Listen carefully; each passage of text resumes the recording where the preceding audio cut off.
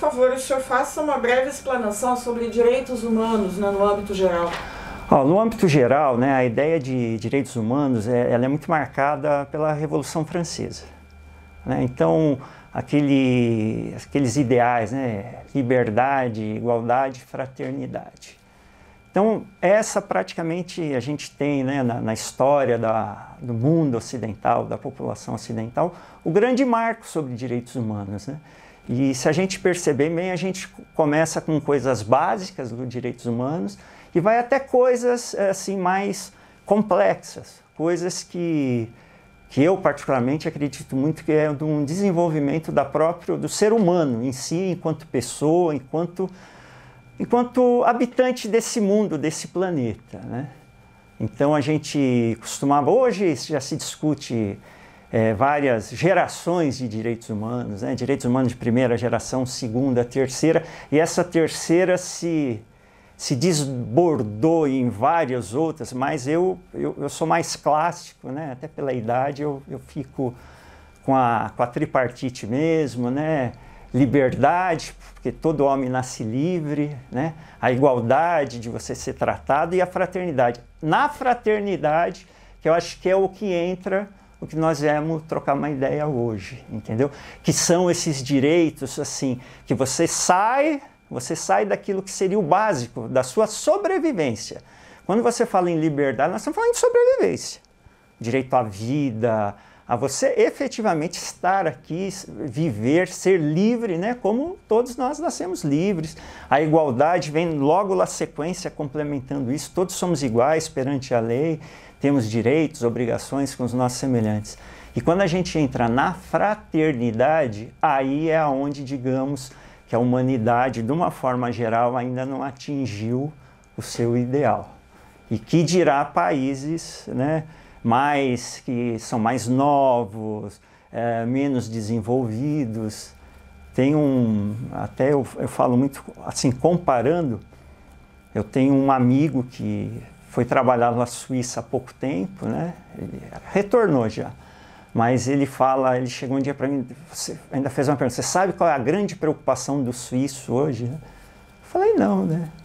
Ele falou, a preocupação do suíço hoje, ele falou, pensa numa imagem típica da Suíça. Eu falei, se for ver com folclore, aquele camponês, com aquela vaquinha, com aquele sino no pescoço e tal. Ele falou, pois é, você matou a charada. Eu falei, matar a charada o quê? Aquele sino no pescoço, aquilo incomoda o boi ou não incomoda? Eles estão preocupados com isso aqui, com o bem-estar animal. Eu falei, que diferença. E nós aqui ainda estamos preocupados com o quê? Com o básico, com a sobrevivência. Eles estão preocupados em viver em harmonia. Nós ainda estamos preocupados, buscando uma satisfação do básico, ou seja, saúde, educação de qualidade. E eles já estão num degrau acima, né? Por quê? Porque essas outras questões que ainda nos importam, né, que ainda são carências nossas, né? Uma cidade menos, outras mais, um estado menos, outros mais, mas ainda nós não temos uma saúde plena, né, para o cidadão de uma forma geral. A gente ainda busca questões básicas. Então, ainda voltando para essa divisão de primeira, segunda geração, nós ainda estamos ali. Pelo menos eu vejo no Brasil ainda lidando muito ainda com questões ainda da segunda geração de direitos humanos. Nós já entramos na terceira, nós temos legislação ambiental. O nosso, digamos, arcabouço jurídico é um dos melhores do mundo, em todos os setores. Mas a implementação disso ainda é meio complicada, né? Verdade. E assim, essa relação, né, dos direitos que são humanos e não distingue, né, que humanos com as pessoas com deficiência, né? Como é que está isso hoje? Hoje a temática é a inclusão. Mas hoje, até como a gente estava conversando uns minutos antes aqui, né, de a gente começar o programa e tal, hoje o que a gente percebe é muito o cumprimento estrito da lei. O que se faz, eu não faço, quando eu falo eu comerciante, eu poder público, eu cidadão, eu não faço aquilo por acreditar piamente naquilo, em entender aquilo, em ter interiorizado aquilo, né? Eu tenho uma amiga minha que é terapeuta, ela fala muito, você tem que sentir, é com o coração. Então a gente faz muitas coisas com, né, com a cabeça, com a razão. Eu preciso, então, eu tenho aquele assento, eu deixo aquele assento livre, porque está escrito que é para eu deixar aquele assento livre do transporte. E mesmo assim você vê desrespeito. Eu ainda não... O que a gente percebe é que a sociedade como um todo ainda não interiorizou isso. É o que eu falo. A gente vê muito problema assim. Então, acessibilidade, uma cadeira de rodas. Eu tive um problema de saúde dentro da minha casa. Então, obviamente, assim, a cadeira de rodas entrou pela porta social, passou. Tem rampa no prédio que eu moro? Tem. Ou seja, formalmente a lei foi obedecida, o prédio tem habites, ele seguiu todos os parâmetros legais. Agora, para você circular com a cadeira de roda dentro do apartamento, você sair da área social do apartamento, ir para os dormitórios, banheiro, a cadeira eu tive que adaptar para uma cadeira de banho, porque não passava a cadeira de rodas. E não era uma cadeira de rodas, era uma cadeira de rodas convencional. Aí a gente vem para o quê? Construção civil. Será que não seria o caso já da gente fazer todas as unidades, todos os imóveis, como a gente vê nos hospitais, aquelas portas largas que passam qualquer coisa, qualquer equipamento? Até porque não é só o deficiente, é o idoso. Várias pessoas, até não, o idoso não é um deficiente, mas ele vai ter necessidades, ele vai ter uma hora de perda de força muscular, tal, que ele vai precisar de algumas coisas. Então é a gente fazer o que se chama, né, de uma forma geral, a cidade inclusiva. O comércio, tá? Eu faço a rampa, eu faço tudo, eu reservo a vaga, mas não seria o caso de eu até internamente, só que é o que eu falo sempre, né? E até nós, como Ministério Público, a gente pode até sugerir algumas coisas, mas exigir judicialmente é naquilo que a lei coloca. Eu tive um inquérito civil recente, que um grande problema, houve uma representação de uma pessoa deficiente, e assim, na verdade eu tive 2 inquéritos recentes. Um deles era questão objetiva, e de fato, esse foi muito simples de resolver. Porque eu fiz uma vistoria com o próprio pessoal da prefeitura e foi dito, o próprio secretário de Mobilidade Urbana da época falou, olha, está errado mesmo, colocaram postes no meio das calçadas, postes de iluminação, quer dizer, e passa por onde? Bem aonde também ia aquela demarcação para o deficiente visual, né, do piso, né, do piso tátil, né, que eles falam, né. Então esse foi fácil resolver. Por quê? Porque a lei fala que aquilo não podia estar lá, o projeto também, alguém lá executou de forma equivocada. Então isso resolveu. Agora, eu tenho um segundo, nessa parte física, ele atendeu a lei. Mas a grande reclamação era o quê? Era de uma falta de acessibilidade, era do comportamento das pessoas. O comportamento das pessoas. Aí eu falei, gente, mas eu não tenho como, né, efetivamente entrar dentro da mente das pessoas. Porque, assim, nós fomos olhar o que até nós, como Ministério Público, fomos olhar primeiro as questões objetivas, né, então tinha tudo perfeito. O Conselho Municipal, eu pedi para o Conselho, né, da Condef, historiar o prédio, o Condef foi lá e falou, olha, em princípio, assim, não tem nada. A gente sente, sei lá, a gente percebeu um certo atrito também. Aí a pessoa, né, que era representante, acabou, acho que por conta da representação, aí o próprio condomínio, ou seja, acabou dando até um desentendimento. Mas a gente percebia ali que era um problema de inclusão do comportamento das pessoas. Aquela coisa de sentimento, de olhar o próximo. Porque a gente vive, infelizmente, ainda hoje, uma sociedade individualista. A pessoa olha assim, não pensa muito no outro. Qualquer um que frequente shopping, comércio, que tem vaga, quem até hoje não flagrou alguém numa vaga de idoso, até numa vaga de deficiente, deixando até um cartão, cumprindo fielmente a lei. Cumprindo fielmente a lei. Deixando lá o cartão, lá a vaga. Mas a pessoa que saiu, você via que não era idosa, não estava conduzindo um veículo para um idoso, não transportava nenhum idoso. Então, infelizmente, né, até esse desenvolvimento dessa cultura inclusiva, que eu falo, eu acho que vai muito da evolução do ser humano. E isso, na realidade, né, geralmente o panorama de aplicação da LBI, né, em Taubaté, vai além do que é físico. Sim. Né? Acho que é bem... A ideia é essa, né? Nós tivemos recentemente uma palestra na nossa sede aí, sobre o problema da criança autista, né, da educação inclusiva, né, o que seria tal. Isso passa muito pela aceitação das pessoas também, né. Às vezes você tem comportamentos isolados também, né, eu já tive reclamação, assim, de uma forma geral, até de desrespeito normal, de determinada unidade de saúde. Então você via que era uma coisa localizada, né. Agora, de forma geral, eu acredito assim, Taubaté é uma cidade acolhedora, eu acho assim, perto de outras, né? Agora, sempre tem o que fazer, sempre tem.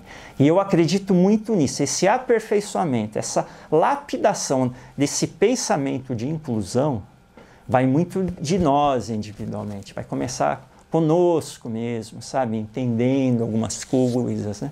Para algumas coisas acontecerem sem você precisar de legislação, Ótimo. E para a gente fechar esse trabalho, doutor, nós estamos pensando numa Taubaté mais inclusiva, né? E num período, né, até o quarto centenário, que é uma data marcante, de hoje ao quarto centenário temos 23 anos, né? Que parece que está longe, mas... Não, eu vejo pela idade dos meus filhos, que estão completando 21, foi outro dia que nasceram. Passa muito rápido. Vou completar 22 de Taubaté. Então, e parece que foi outro dia. Essa evolução, eu acredito muito nisso, que a gente vai... Quando a gente pega, vamos dizer assim, que o grande marco nosso, de uma forma geral, é 88. É a Constituição, a gente dá uma virada. E eu posso falar disso porque, por exemplo, na época eu não era do Ministério Público, mas eu era de uma outra instituição e eu lembro do Ministério Público que era na época. Então, por exemplo, eu falo muito, eu me formei em 1988, no ano que vem a Constituição. A Constituição é promulgada lá 5 de outubro de 88. Eu, no início de metade de novembro, eu estava me formando em 88. Então eu ainda estudei direito constitucional com a emenda constitucional, né? A Constituição é 67, aí se discutia, não, é 69 ou 67, ainda tinha essas discussões. E eu vejo muitas coisas que mudaram, assim, da água para o vinho.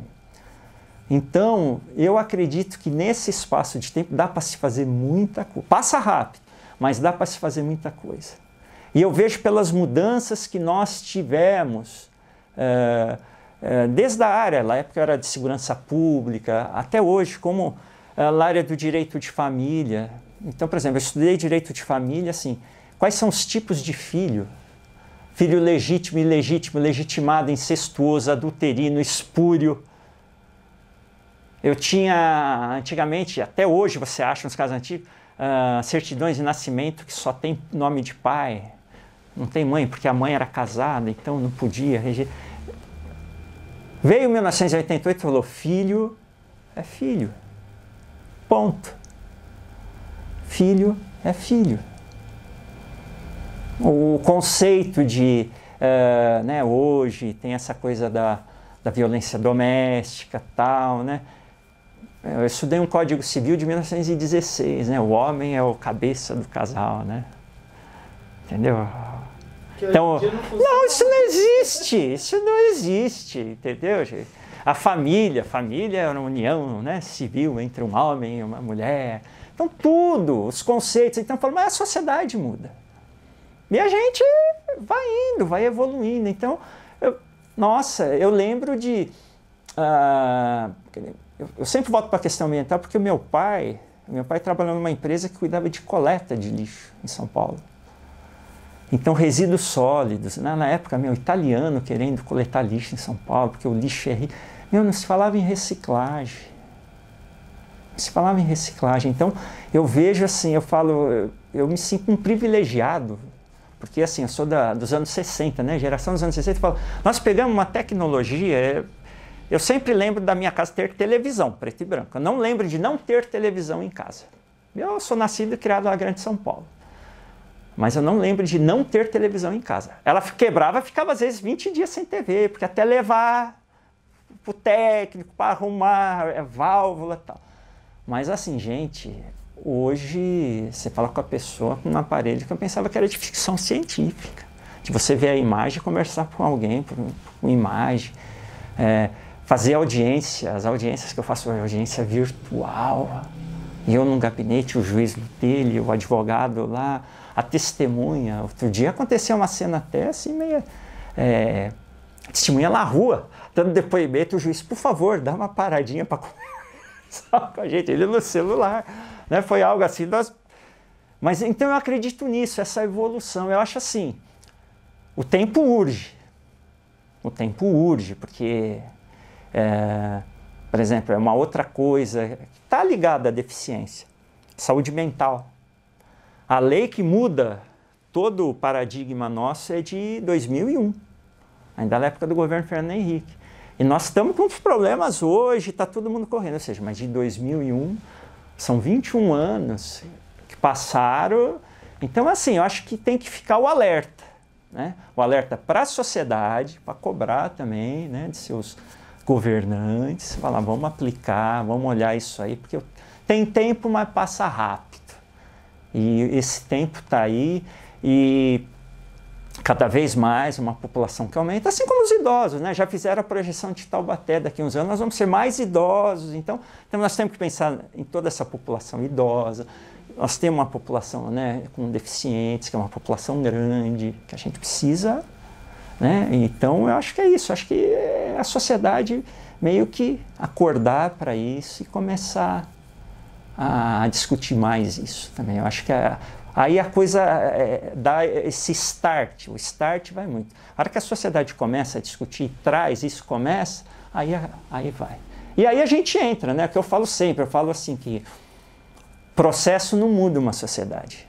Não é uma ação civil pública que vai mudar uma sociedade, que vai mudar uma cidade. Ela ajuda, né? Mas precisa dessa questão de educação, né? Cultural. Então, assim, no início eu falei, né, do evento que nós tivemos sobre educação inclusiva. Nossa, teve um momento lá de pura emoção de uma moça, que ela deu o depoimento dela, ela é professora da rede pública, e o que ela fez lá atrás, ela não sabia, coitada, ela recebeu uma ordem direta, não, por que você fez isso? Né? Numa criança, né, uma deficiência lá. Então ela fala, gente, uma outra dirigente regional de ensino aqui da região chorou, né? Ela falou que teve uma experiência que ela não tinha orientação como lidar com um deficiente, né?